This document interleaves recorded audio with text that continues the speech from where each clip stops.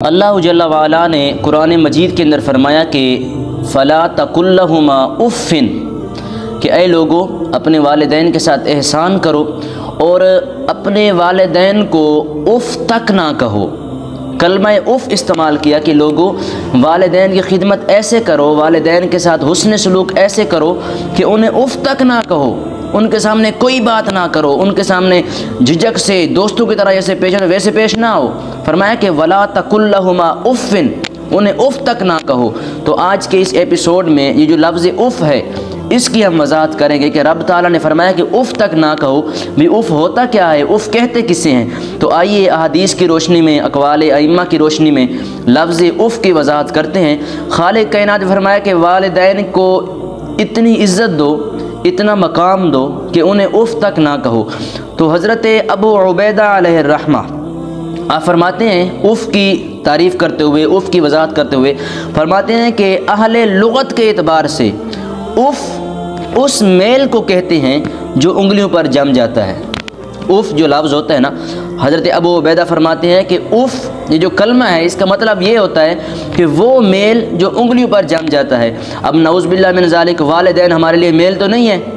کہ ہماری زندگی کے اوپر والدین ہمارے لیے مصیبت ہیں، ایک میل ہیں جنہیں ہم نے اتارنا ہے۔ تو فرمایا کہ اف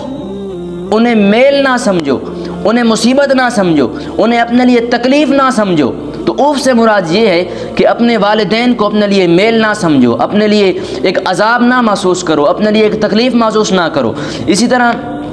ایک اور روایت میں آتا ہے کہ اف سے مراد وہ کلمہ ہے جو کراہت اور تنگ دلی پر دلالت کرتا ہے، یعنی کہ کوئی بندہ اپنے والدین کو جھنکتا ہے، اپنے والدین سے جب بات کرتا ہے تو ان کو جھنکتا ہے، ان کو اوئے توئے کر کے بات کرتا ہے، تو یہ کراہت ہے، یہ تنگ دلی ہے کہ اگلا بات سن کر یہ مجھے محسوس کر لیتا ہے کہ بھی سامنے والا مجھے ڈانٹ رہا ہے یا مجھ سے کوئی بات کر رہا ہے، میرے ساتھ کوئی دشمنی بغاوت کر رہا ہے یا مجھ سے کوئی بات کر رہا ہے۔ تو اف جو ہوتا ہے یہ کراہت اور تنگ دلی کا جملہ ہوتا ہے، اس لیے رب نے فرمایا کہ اف تک یہ جملہ نہ بولو۔ اسی طرح ایک اور روایت میں صاحب قاموس نے لکھا ہے کہ اف کا لغوی معنی ہے ناخن کا تراشنا، یعنی کہ ناخن ہوتے ہیں انسان کے، تو جب تھوڑے سے بڑے ہو جاتے ہیں تو ان کو تراشا جاتا ہے۔ تو نعوذ باللہ جب والدین ہمیں دیتے تھے، ہماری خدمت کرتے تھے تو تب ہم بالکل ٹھیک تھے، اب وہ بوڑھے ہو چکے ہیں تو ہم انہیں ناخن جیسے اتارتے ہیں انہیں اپنی زندگی سے اتار کر پھینک دیں، ایسا نہیں ہے۔ فرمایا کہ اف اس کی کیفیت کو سمجھو کہ والدین کو اپنے لیے ایک عذاب، ایک تکلیف، ایک عذاب محسوس نہ کرو، والدین کو اتنا مقام اور مرتبہ دو کہ وہ خود تم سے اتنی محبت کریں، سوچیں کہ جتنا ہم نے اپنی اولاد پر شفقتیں اور مہربانیاں کی تھیں، آج ہماری اولاد جو ہے وہ ہماری فرما برداری کر رہی ہے، ان کے منہ سے بے اختیار دعائیں نکلیں، اتنی دعائیں نکلیں کہ وہ آپ کو دعائیں دیں اور وہ دعائیں بے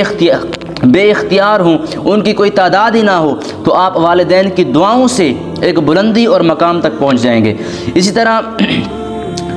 ایک اور حدیث میں ہے کہ حضرت مجاہد رضی اللہ تعالیٰ عنہ آپ فرماتے ہیں کہ اگر تجھے والدین کی شان میں فرماتے ہیں کہ اے شخص، اے انسان، اگر تجھے اپنے والدین کی گندگی اور پیشاب وغیرہ بھی صاف کرنا پڑے نا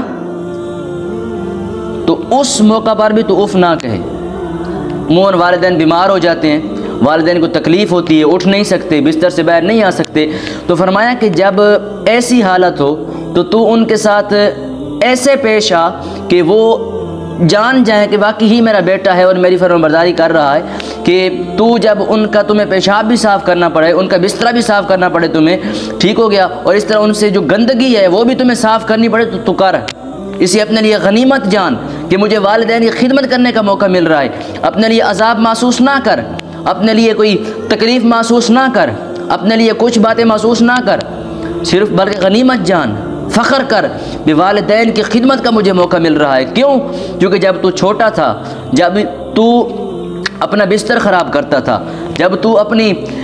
گندگی جو ہے وہ تیری صاف کرتے تھے، گندگی صاف کیا کرتے تھے، تیرا بستر صاف کیا کرتے تھے، تیرے کپڑے صاف کیا کرتے تھے، تب انہیں کوئی